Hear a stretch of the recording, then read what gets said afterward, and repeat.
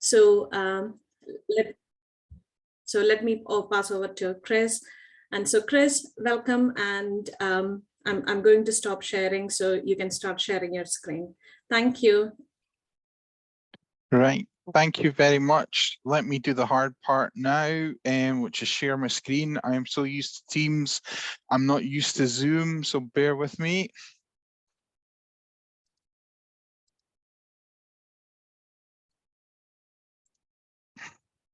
Okay.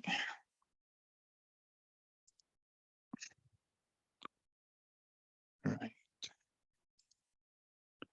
So if I can just check, you can see the slides, or just get a head nod that they're up on the screen.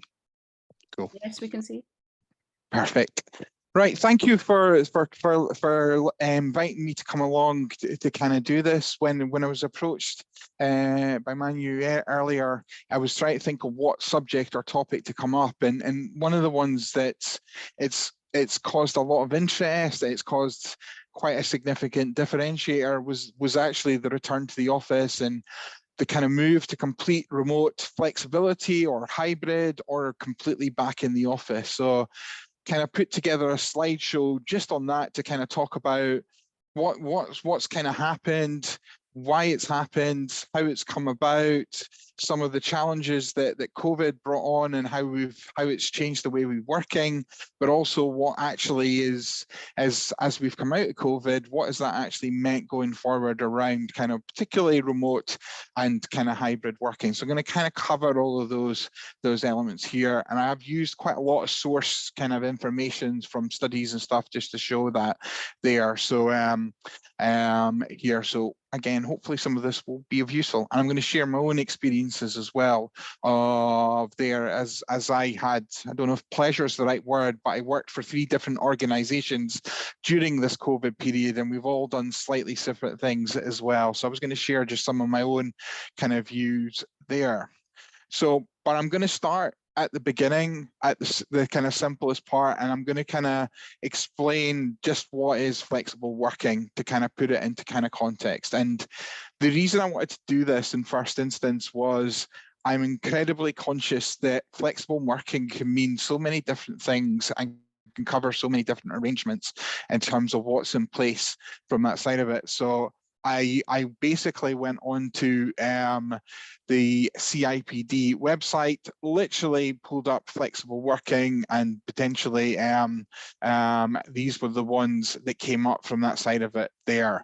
And as you can see here is, when you look at it, it covers so many different things, from the more common ones of part-time working, term time working, job sharing, flexi time, compressed hours like a 9-day fortnight, annual hours, career breaks, sabbaticals, commissioned hours, which where there are no fixed hours, it's just targets that people are given to try and meet, 0 hours contracts, home remote working, which most of this presentation will throw in, and hybrid kind of working. But it also can cover such things as employee self-rostering, shift swapping, taking time off, etc. there. So flexible working covers a whole lot of things, but I think in my 25 years there, to be honest, you probably only using 3 or 4 of these are probably the most common that I've been seen in my time, where they would be traditionally part-time working, to be honest, but being the main one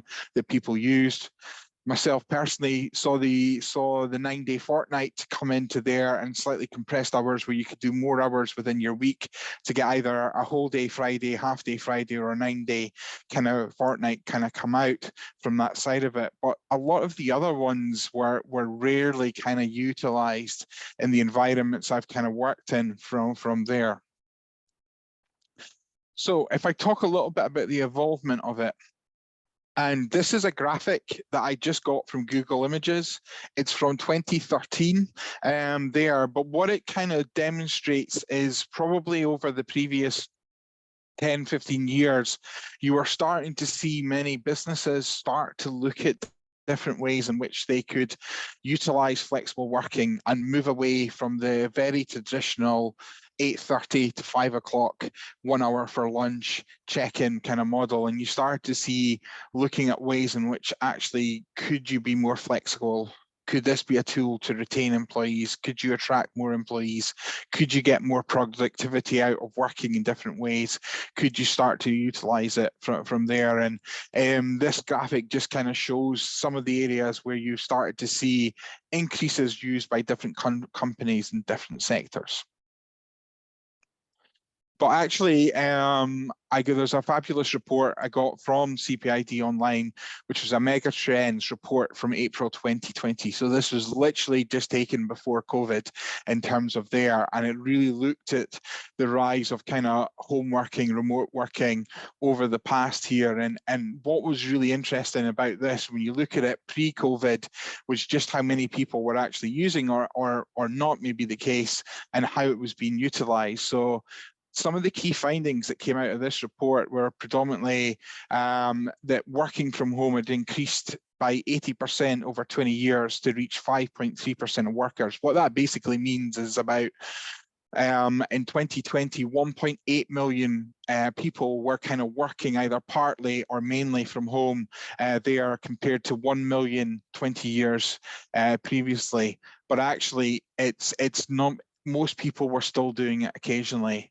Over the previous year of 2019, 90% work from home. However, another 9% had the option to do it, but chose not to take it from that side of it. Age was actually a key determinant in this population at this point in time, and it was actually one of the main reasons was they're more likely to stay and work from home due to age being the main factor of it, which I was a little surprised at. And again, probably unsurprising, home working is most prevalent in high-skilled professional and managerial occupations. And one of the double standards you find with remote working is quite often managers are the first people to criticize or suggest that we should have everybody in the office, but they're also the first ones to work remotely or to work away from the office, either due to traveling or perhaps due to their own kind of circumstances. I think what's really obvious is home working differs by industry. So certain industries such as retail just don't work for obvious reasons there, but other industries where it's predominantly office based is completely different. And one of the other key themes that's developed over the last 20 years has been technology has allowed the facilitation of this. So I can go back to working in Texaco in 2000. I was lucky enough to get approved to get an ISDN line put in my house, which a BT engineer came in, literally tapped this into the phone line, and I basically plugged this into a huge computer with a desk there. So I had the ability to log in from home. Very different from what it was now, but that was very costly. But obviously the fundamental difference here, as I'll show, is the access to broadband and that type of capability.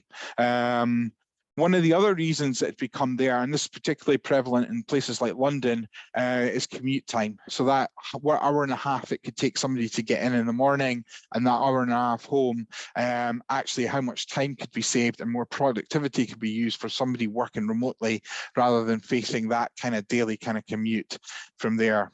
And obviously some jobs are less amenable to home working. So obviously that was there. And again, I think one of the key points in this study, they were said technology alone doesn't mean home working automatically happens. It's about employees establishing norms, particularly on communication and collaboration. So it's how you work in your team, it's how you work with your peers, it's the environment which you find in it, it's how you're able to get your information, it's how you there are so critical to the elements of there. But that was obviously pre-COVID, before we all had to do this from home. And a couple of graphs just wanted to point out here the rise of home working. So in 1999, that was 3% of home workers, which equates to about 1 million, and that had risen to nearly 5 million people. Sorry, that had risen to 1.8 million people and 5% in 2019. So there had been an increase, but not, I wouldn't have said a dramatic increase, to be honest, albeit it was there.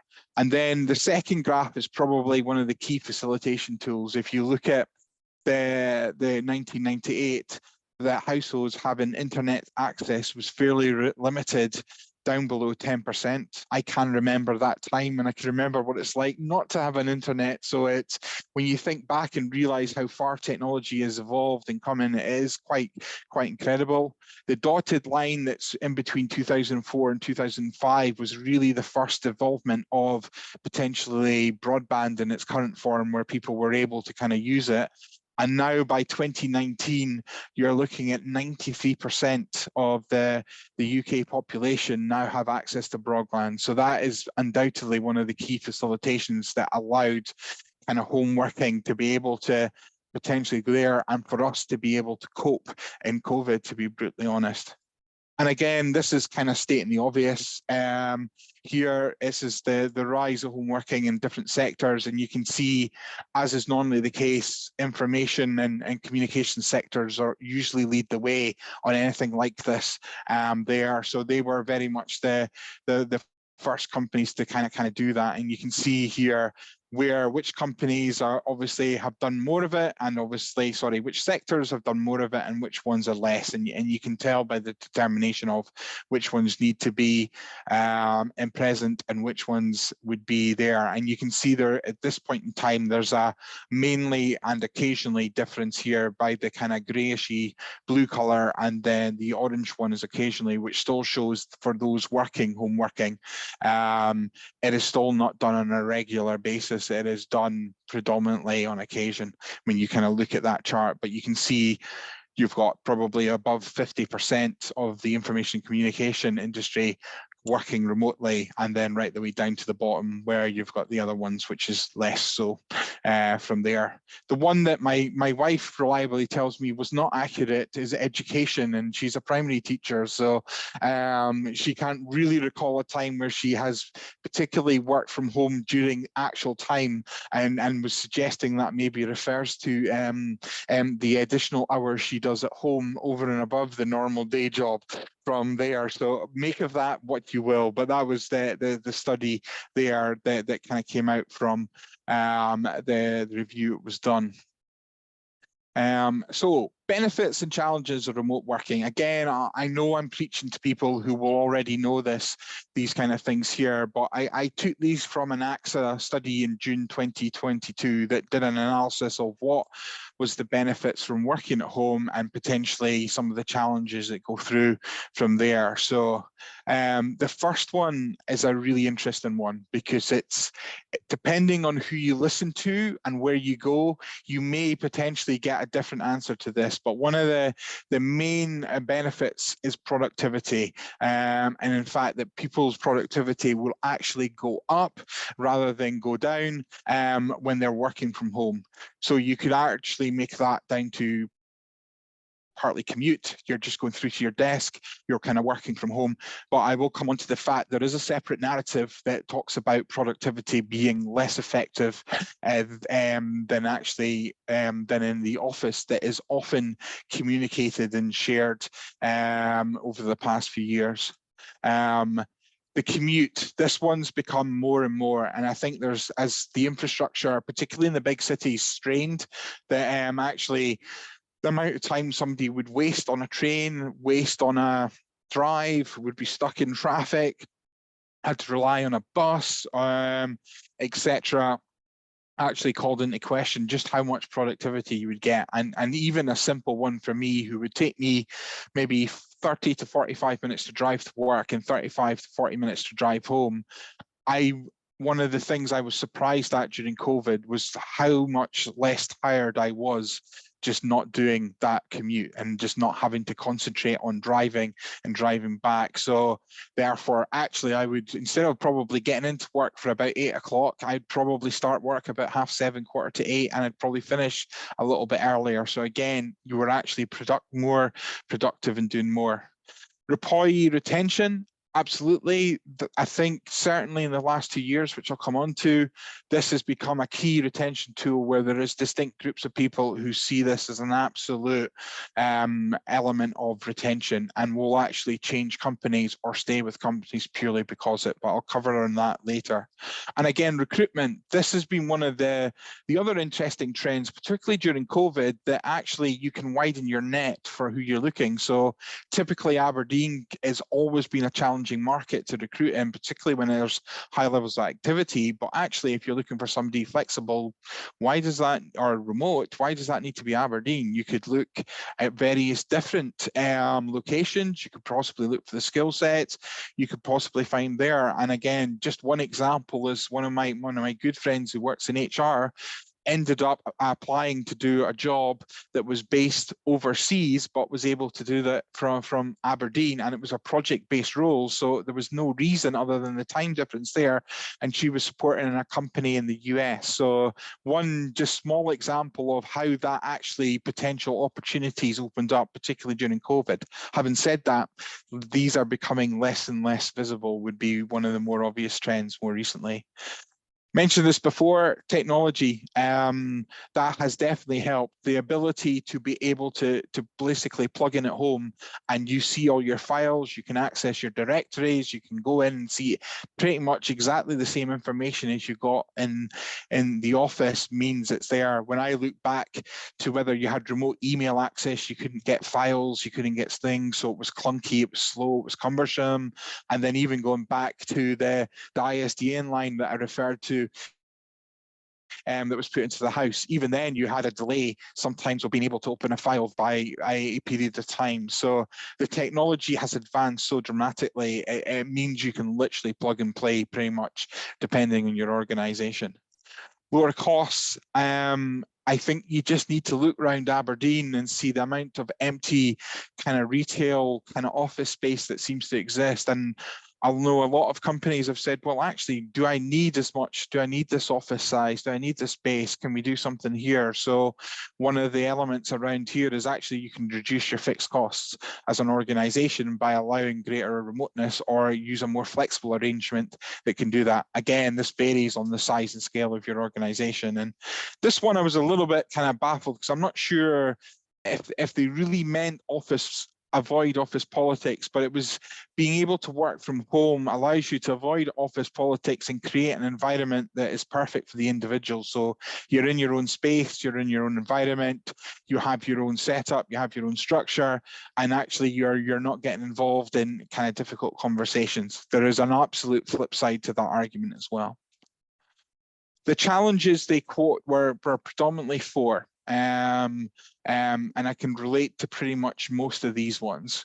First one is work-life balance. As somebody who spent 20 odd years having my work as my work and my home as my home, going into COVID and mixing those two things together was very difficult. So I found trying to be able to kind of balance that side of it, and I ended up strangely doing a heck of a lot more hours actually during working from home than I actually would do in the office, because you would normally manage your time through travel, avoid traffic, etc. from that side of it. And when you start to blur your home and workplace, then it can be really difficult for people to switch off because it's kind of always around you from that side of it there.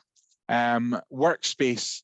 This is also really depends on your personal circumstances. So I was fortunate enough that we had a study and I was able to put my laptop and all my information there. However, my wife would work downstairs in the dining room, and we'd swap over depending on when we needed to take calls from that side of it. So workspace can be a real issue.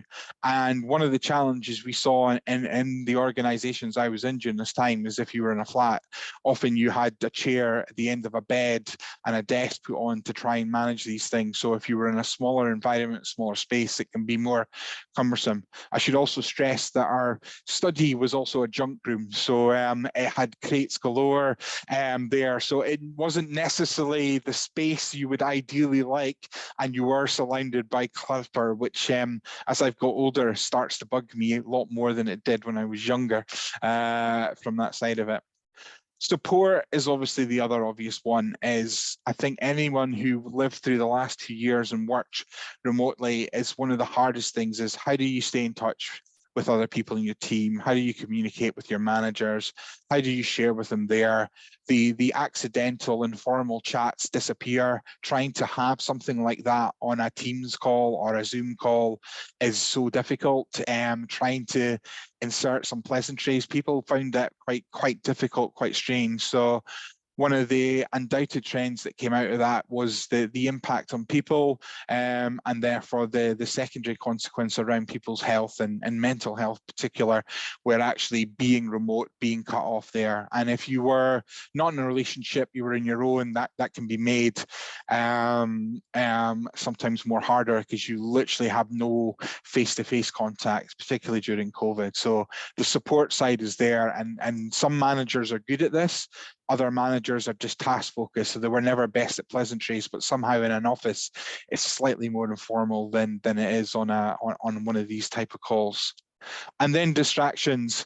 Whilst most people now work in open plan, which can be distracting, I personally do not want to ever return to myself working, my wife working, and my son trying to do schoolwork all at the same time, all trying to juggle those demands at the same point from that side of it and trying to focus there. It was, for that period when we were all in the same house, it was so difficult. And we had one child. I know people that had 3 children and trying to balance that, where you had 2 sets of careers, trying to find the balance within the arrangements for those initial 3-4 months of COVID. That must have been horrendously difficult. So again, distractions can play a part there. I also stress that I am of a certain generation with having a younger kid, but also 2 older parents that are in their 70s. My wife's mum and my mum, and trying to support them at the same time as you do in all of this is incredibly difficult. But when you were at home, then you tended to get oh, would you be able to get me this, or could you look at that? And it was this concept I'll come back to in a little bit later, that if you were at home, you somehow weren't working. It's the same as you were in office perception that is being played out. Purely on my own additional experiences, just to add 4 more there. One of the benefits I found at working at home was, or working remotely, was concentration and focus. So I had to review 40 bid documents, which varied from 200 pages to 1,000 pages. So the ability to do that in an environment where I could shut the door, read it through, switch on my light to red on Teams for it no there, and focus on it made a huge difference. Whereas trying to do that in the office, where you tend to get the regular drop-ins, the little chats, the kind of questions on there. So for me, the ability to focus on that was a hugely advantage, and probably got through that a lot quicker and got a lot more out of it. I kind of alluded to this one either, was supporting family emergencies. One of the actual benefits, as well as the other scenario, was there when children returned to school or being able to there, you could literally nip out, go and help it, and then nip back and kind of do it. Whereas if you're working an hour away from your family or something like that, was difficult. And one of the things that was often talked about in Dana and with a couple of colleagues was actually they got the opportunity to take their kids to school and pick them up, which they never got to do before. They could take them back home into the house, and that was something that was often a childminder or somebody else supporting it. So there was some advantages to that side of it there.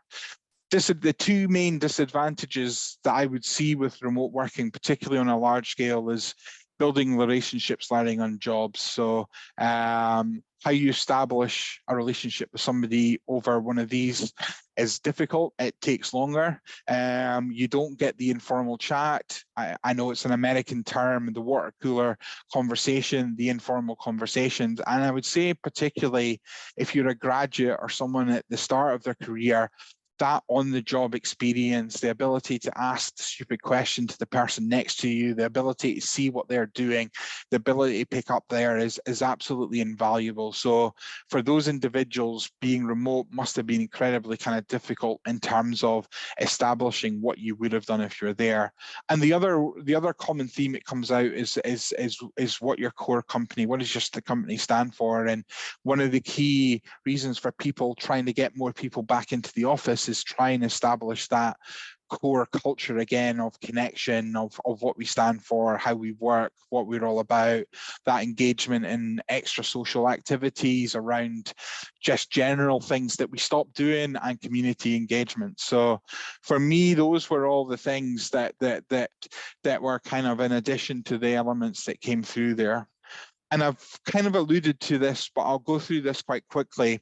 One of the things that COVID brought about was a way in which we worked HR changed, and it changed, and some of it hasn't quite come back. So when we talk about how we delivered HR within our organizations, you're suddenly realizing from having this remote flexible working element here is you now have a greater differential between office workers and site workers. So for example, during COVID, many site workers were dispensation to be able to come in, but office workers were still at home, and you created that kind of two-tier side of it, and whether we could come in or not come in to actually support and actually see site workers.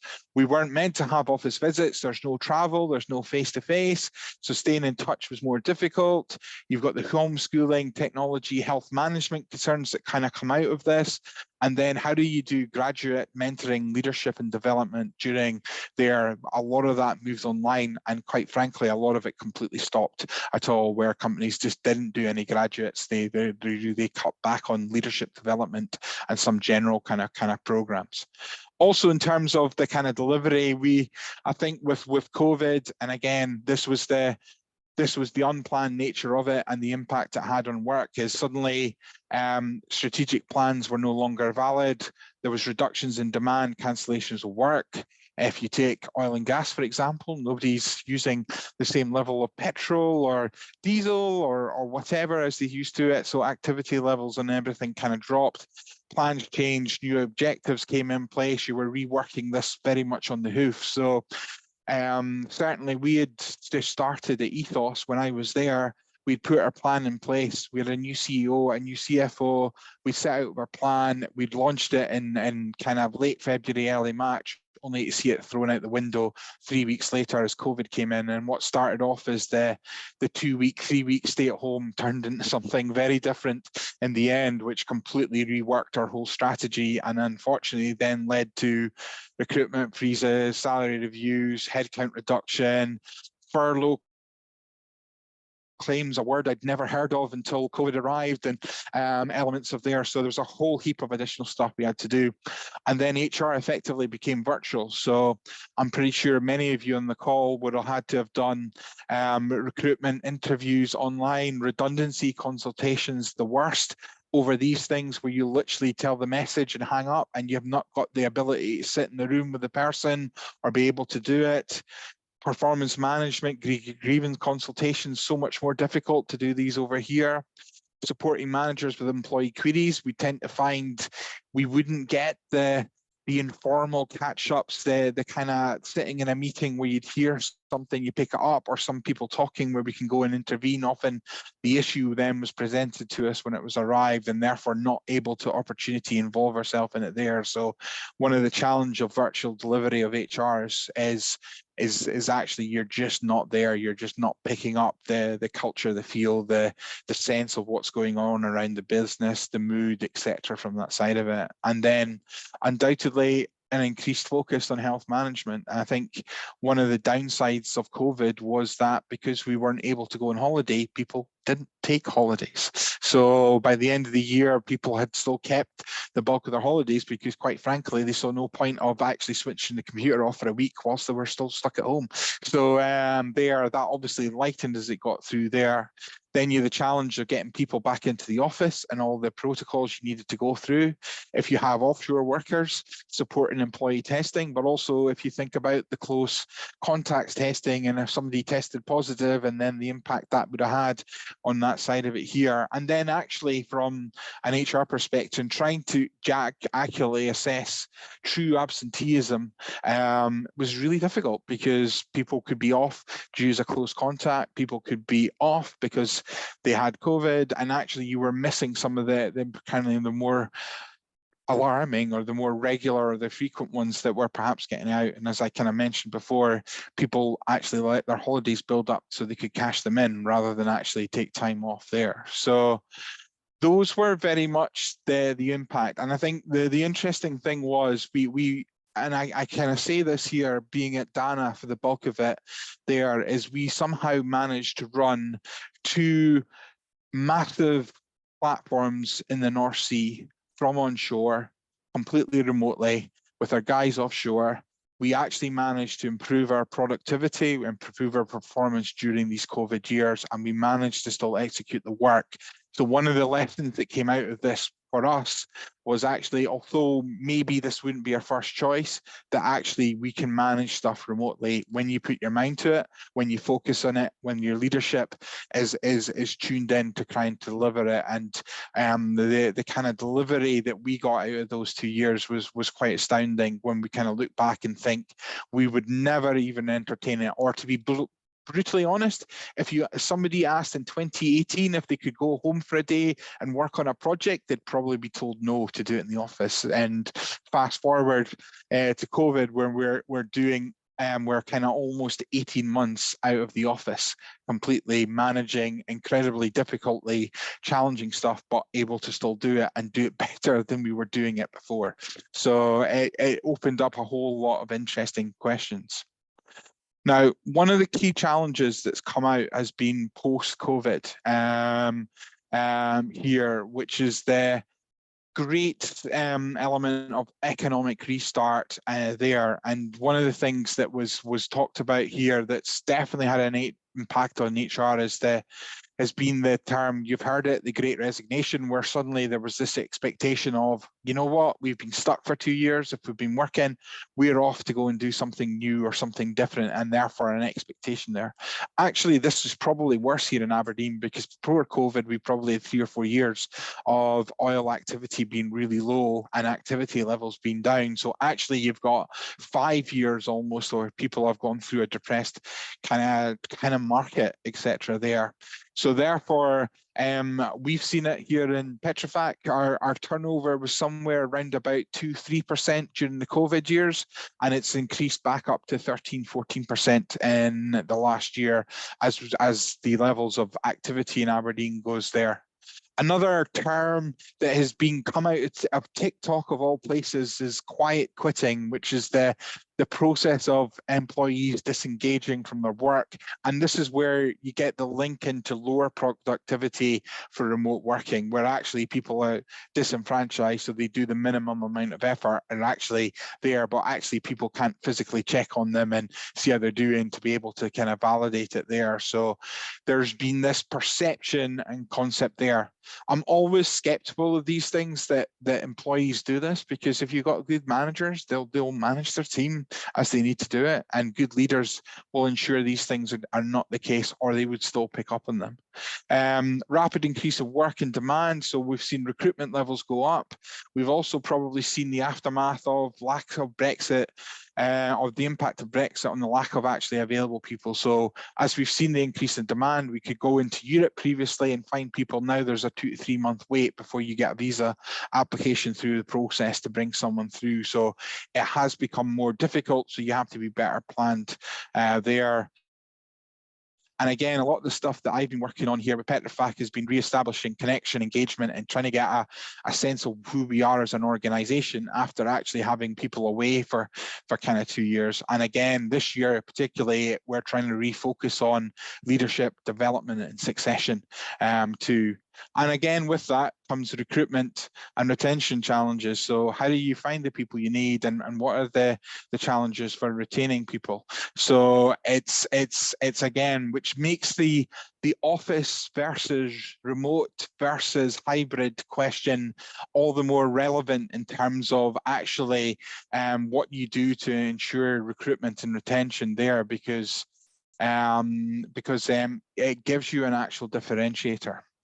But one of the things that drove me absolutely bonkers, and I used to see this constantly in the news, and you used to hear figures like Alan Sugar and various other, I'm tempted to use the word dinosaurs, but I've just used it, so I'm going to stick with it, where the perception was that people who were not in the office were somehow not working. They were somehow relaxing, enjoying themselves, doing anything else but the work, where certainly for most of the people I know, and certainly for most of the people I do, we're actually doing more. And actually we're working in many cases a lot more difficult and challenged, but yet you would start to read these comments about back to work, which actually it's not back to work. We've always been at work. There, or trying to get people into the office. We need to go through this return to normal life here, or even one of the articles was, yeah, well, if you don't return to the office, you'll be affecting other industries, which may mean other P45. So there was a very strong kind of issue, and even for a while there was a debate. I couldn't find the headline because I was looking for it, but even if you were working from home, that apparently you should take a pay cut because you're not somehow as effective as you are in the office, which I struggled to kind of get my head around this kind of narrative there. But that's been very much kind of prevalent during this period around here, and actually you can start to see it contributing to the kind of trend and kind of direction in terms of what it goes through. So looking at a couple of statistics, what have companies actually been really doing? So this is just literally from our article last month from which talked about the Fortune 100 companies in the US. And probably the key statistic here is 70% of them operate on a hybrid work schedule. So still that is very much the accepted. 18% of these companies have declared they don't require any office a week, which was quite interesting because there were still many more people still kind of more remote. However, more than twice had now started to require the 1 to 3 visits and started to see the increase. And what we were starting to see from the previous year is more companies were asking people to come back into the office more partially than they had before. Having said that, COVID was still prevalent in some of those here. But then you still had a number of companies here that declared that they did not require office attendance. So it was interesting to see these kind of statistics, and when you started to look at what that actually means kind of post-COVID, you saw many organizations go through right, we're going to adopt fully flexible working. Many global companies went completely full remote. You can work anywhere in any country, in any place, in order you could do your job. And a few of those companies like Airbnb and Cisco are still actually doing those from there. However, I think the more obvious ones that were in the news was the financial institutions. So you saw the likes of Goldman Sachs and JP Morgan very quickly come out and say, no, you're back in the office as soon as we possibly can, and we want to get you back to 5 days there. There's this working from home isn't working for us here. You also saw very much with the UK government a desire to get as much of the public office staff back into government offices as soon as possible as well, which caused a bit of consternation at the time when you go through that there. But interesting, many companies saw this as an opportunity to reassess their real estate elements there. So I know it's some of the bigger companies here locally, for example, that they only have 1 day a week there, and they reduced the amount of offices they had scattered across the city, and therefore just have the one central office there. I know one recruitment company, for example, got rid of their main office in Union Street and just went fully remote. So there, because actually they were able to do their job, and then they agreed to meet up in a particular kind of informal meeting place where you could book out for an afternoon and do it that way. So that has been one of the kind of interesting elements in terms of trend. But I think more recently, you're seeing more companies start to kind of pull back on it. And again, with anything that you read in the media, you need to just read a little bit further to understand exactly what it's saying, because Disney were the most recent company to say we want people back 4 days a week. Elon Musk being the other one at Twitter, where everybody should be back in the office 5 days and you should only be working from home after 40 odd hours worked in your office, was his quote from there.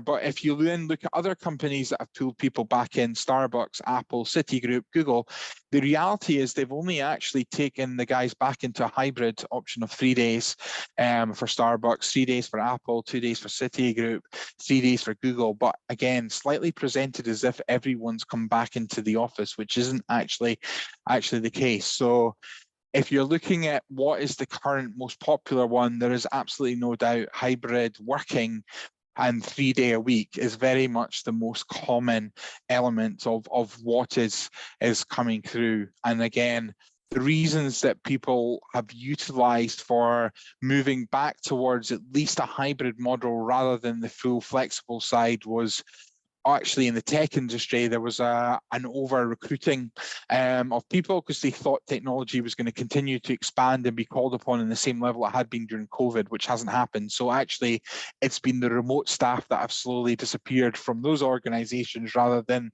those in offices. And then the concern that actually we're losing some form of identity or culture, people are not as engaged, and to address the concept of quiet quitting, we're taking everyone back into the office. Again, I would take that with a pinch of salt because it can be looked in different ways. From my own experience, I had 3 different examples during my time when COVID first happened. The company I was working for was American. We went off. We were asked to return on the 1st of May in the office because we were considered power generation and therefore under an exception, which was possibly stretching the kind of definitions a little bit, particularly if you're HR. But in reality, the office I sat in, there was 50 of us there as a kind of functional head. There was only 5 of us in because no childcare was available. The schools were still at home. So actually it came through. But our company was Houston based, and Houston had a very different philosophy to COVID than was here in the UK, where they tried to return to normal much faster than other locations. I changed jobs and went to Jana later that year, and I joined in the middle of COVID. I spent a year at home working remotely. I started there in September 2020, and we came back into the office for the first time in November 21. And then we were sent away again just before Christmas with the worsening COVID statistics at that time. And then we were all brought back in February and there. But we were fixed 3 days in the office. So I worked a Monday, Tuesday, Wednesday, and my Thursday and Friday was the same. But those days were fixed. We weren't allowed to move them there. And example 3, which is Petrofac. So I joined after we returned to office. We also have a 3-day hybrid working option. The only distinction here is actually we can choose the days each week we choose to work from home. They don't need to be fixed. So 1 week I could do Monday, Tuesday, Wednesday, and then home Thursday, Friday. The next week I could do Monday, Tuesday at home and work in the office Wednesday, Thursday, Friday. It's just subject there, which is slightly more flexible than the other options there. And again, we have seen those elements come through it. But what's next for kind of the subject of the title here? What's next for remote hybrid working employer of choice? Well, you, for the first time in my experience, you have a clear employee differentiator now in terms of how you would attract and retain people, because there is undoubtedly in every organization there will be people that would prefer to work in the office. There's some people that quite like the hybrid, but there's some people that would want to work in remote, and depending on your company philosophy might determine exactly what it is. So instead of having a pay and benefits packages, one of the key decisions that people have taken is actually what is the working pattern. So to use an example, one of my good friends, she had an opportunity to join 2 companies. One company was offering 4 days a week in the office with the 5th day occasionally off. The other company was offering 3 days hybrid there. The company were asking you to go back into the 4 days, nearly 5 days, was offering more salary. The other company with the flexibility was less, but there. But she chose the hybrid option because that was best for her circumstances, her arrangements, her children, her family circumstances. So there.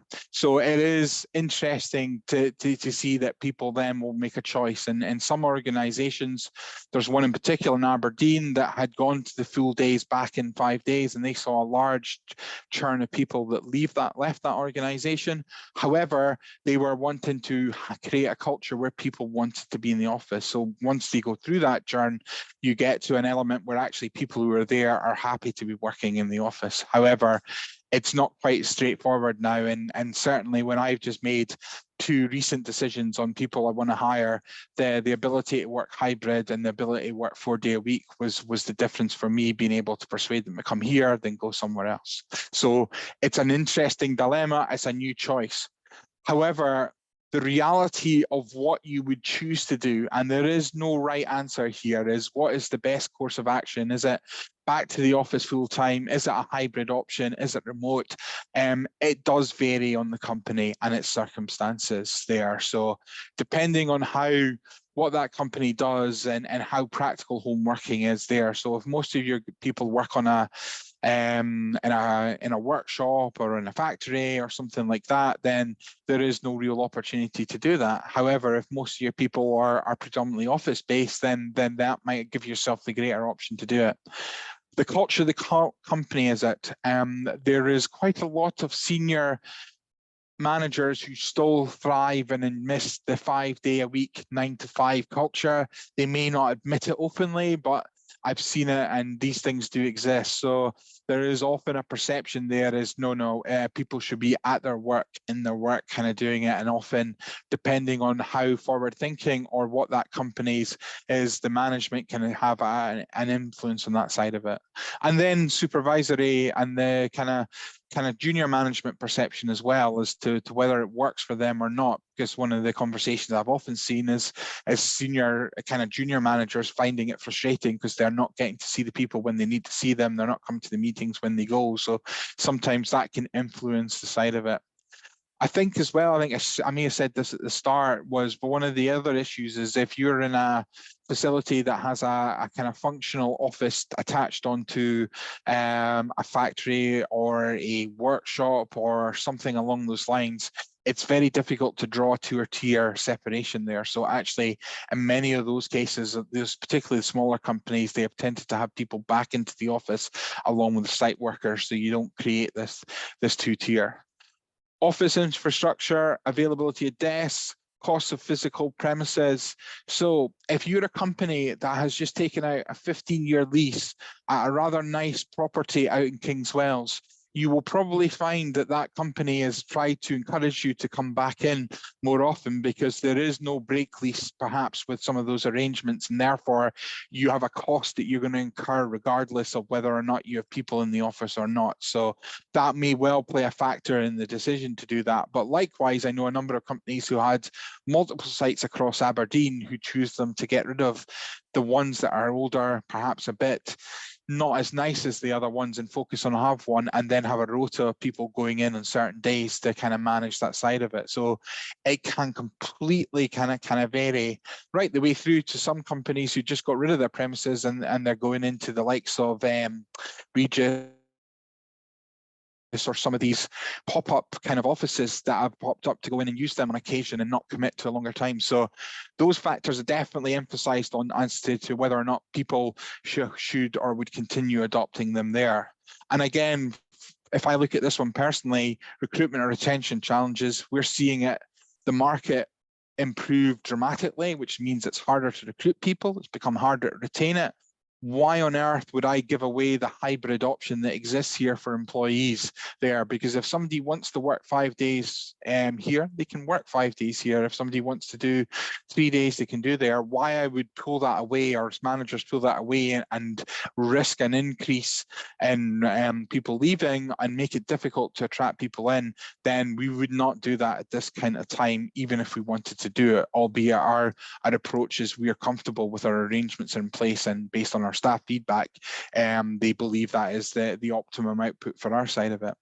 And then you have to think about remote requirement for on-the-job training, development, graduate schemes. We took in 16 graduates in October, which was the first time we've done that for a couple of years, and therefore they would not be able to thrive unless they were in the office, sitting in teams and getting the benefit of that side of it. So our conscious decision to re-engage graduates was because we had enough people in the office and the ability to allow them to develop in their first couple of years and get as much experience as possible. And probably less of a differentiator now, because I think most companies have the same level of technology and the same ability to do that. So we all have the ability to plug in at home or plug in there, and there isn't too many distinctions. Most people will have the same kind of tools like Teams and the access to different things. So again, if you don't, and maybe the infrastructure is slightly more behind some of the more recent stuff, then you might choose to have people in the office a bit more, where you can manage the servers and stuff more efficiently from that side of it. So from there, so in short, is there an opportunity here to choose something that's best? Well, no, you have to figure out what works best for your company, your circumstances, the industry you're in, and the people it works from that side of it. From there, is there a trend? Well, I think what people have generally found is the companies that adopted full flexibility, and I can think of a couple that maybe only had people in once a day, have actually moved back towards 2 or 3 days, because actually that inability to have regular contact and stuff like that there is more important. So you have seen a movement away from the completely outsourced model or completely remote to at least a couple of days in the office, where you've got an opportunity to reconnect and go through that side of it there. However, there is definitely more coverage, whether it's in media and some of the bigger companies over the last year, they are moving to hybrid, and you're seeing more and more people start to talk about the kind of return towards 5 days, which I personally think I would not like to see. I'd rather to keep flexibility and that element here, but you are seeing from a trend perspective more organizations returning to that, and you tend to see in the media a lot of high profile voices explaining the reasons why, but you don't tend to hear the alternative arguments from other organizations from that side of it there. So that's my slides. So I hope that was useful in terms of kind of taking it through. I was conscious there was a couple of questions or a couple of points in the chat, but I didn't have an opportunity to be able to check in to do that. So I should have said at the start, I was going to leave the questions to the end. And I'm going to stop sharing the slides. So any questions? Thank you, Chris. So I think I was just monitoring the chat box. So there are a few comments. Hazel mentioned in relation to commute, unreliability of the transport service and strike could have increased impact on commute. I think that's a very fair thing. And also another one from Susan Elder, where he mentioned in relation to the teachers. So there was another different approach being used in Glasgow, where the teachers get 1 day a week working from home to prepare the classes, and another teacher cover that class. So those are the 2 comments, like obviously, which I can see in the chat box. Okay, no, thanks, Susan, for that one and the education. I think there's no doubt commute and is one there. And I would also suggest anyone who's driven around Petrofac offices, the roadworks that are going on are an added stress and strain to everybody getting in, where you're ending up different routes and taking 20 minutes to go 1 mile. And Laura, I think she got a question.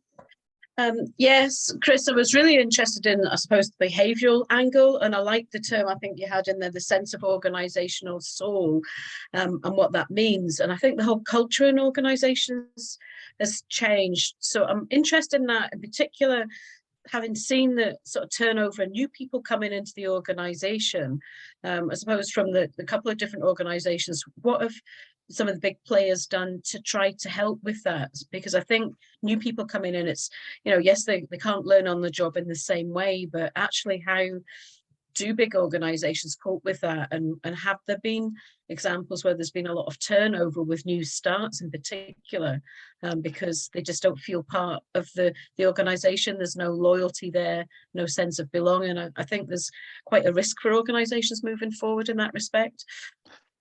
Yeah, I would agree. I think companies that have managed to re-engage with people well, I think when you go back through the previous 2 years of COVID, there was limited opportunities for people anyway. So actually encourage people to just stay where they were. And now as the market's opened up, you've then seen it. We've also had the circumstances of a couple of examples, even in here in Petrofac, where somebody wasn't looking.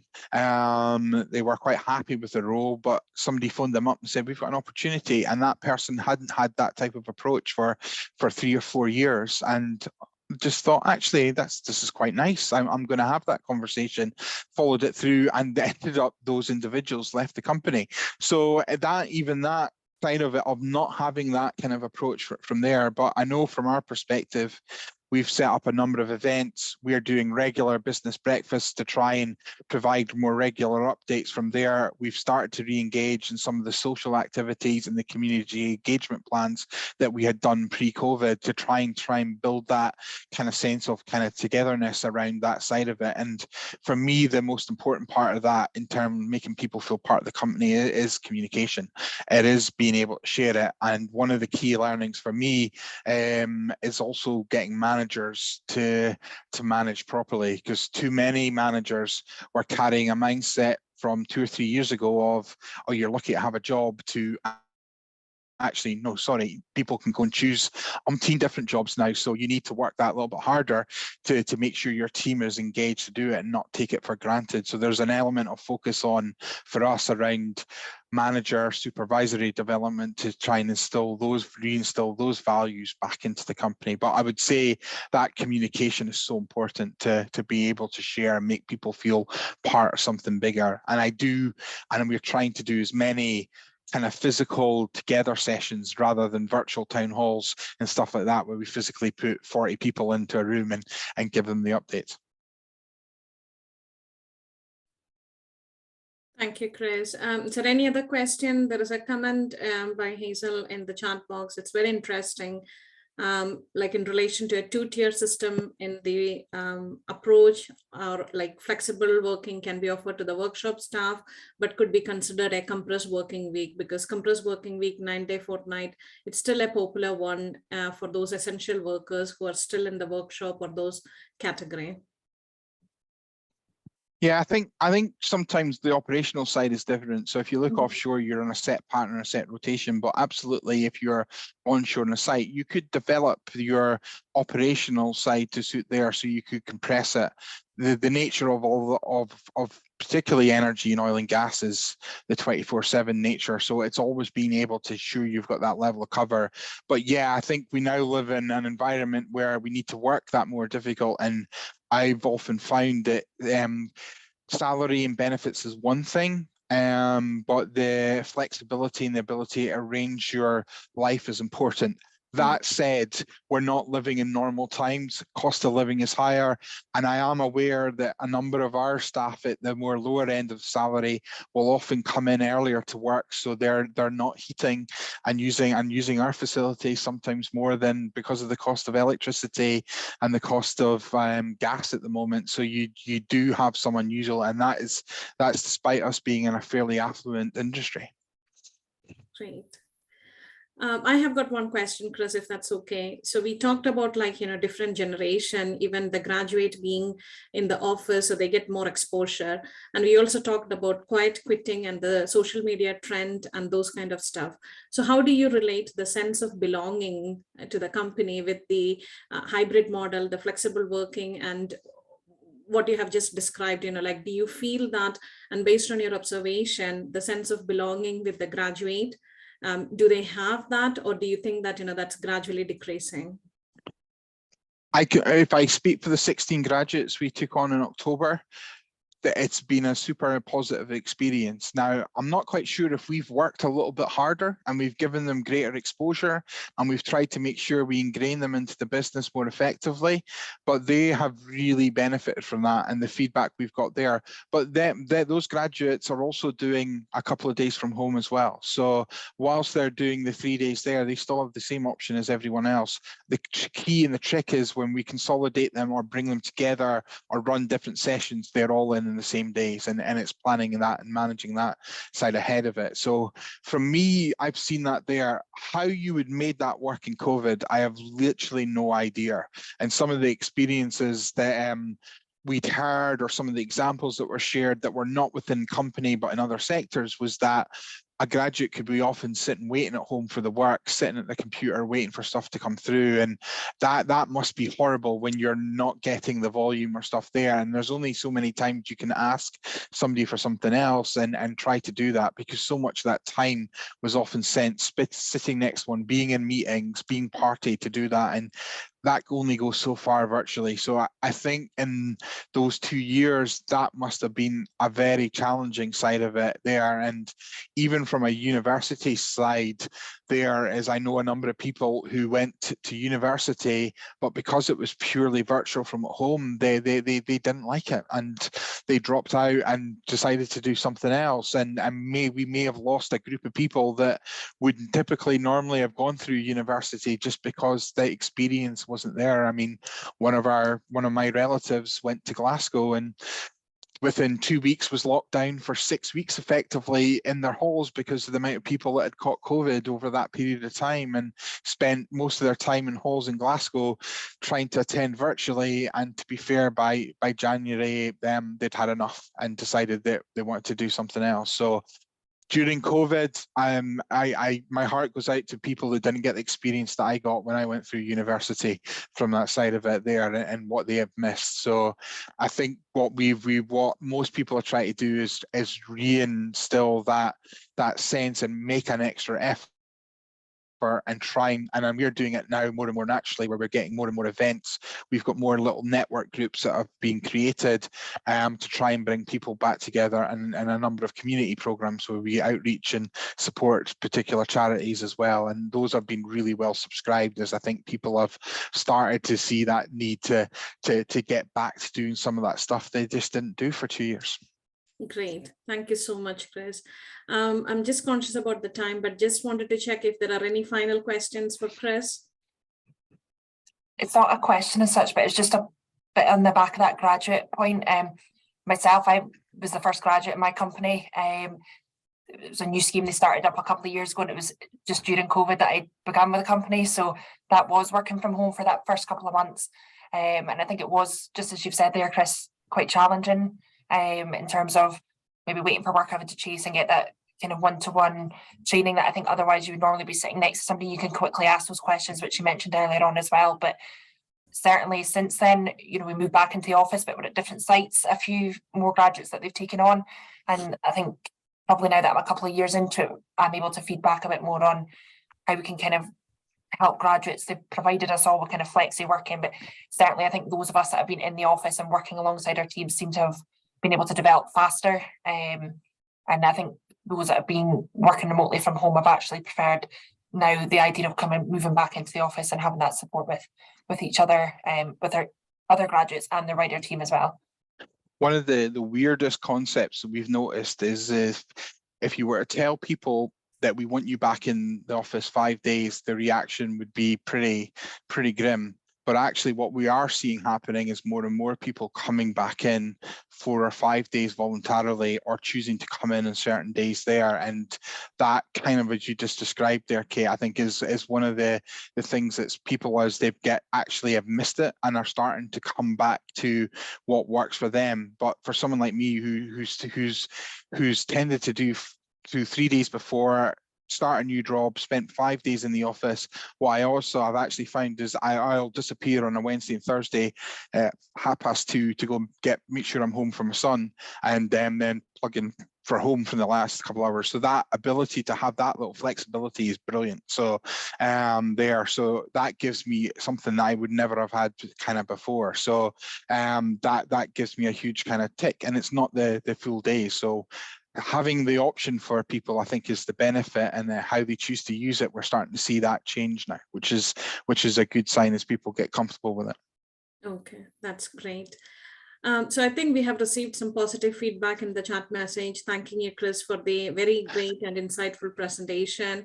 And on the behalf of CIPD North of Scotland branch and Island, we would like to extend our thank you, showing us in the cultural and behavioral aspect of the very debatable topic that's ongoing at the moment. But thank you so much.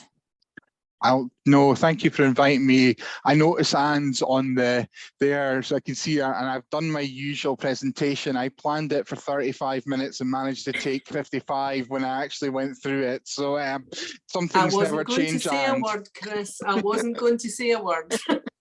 So apologies for overrunning. I looked at 5 to 6 and went, oh crap, I've done it again. So apologies for taking longer than planned.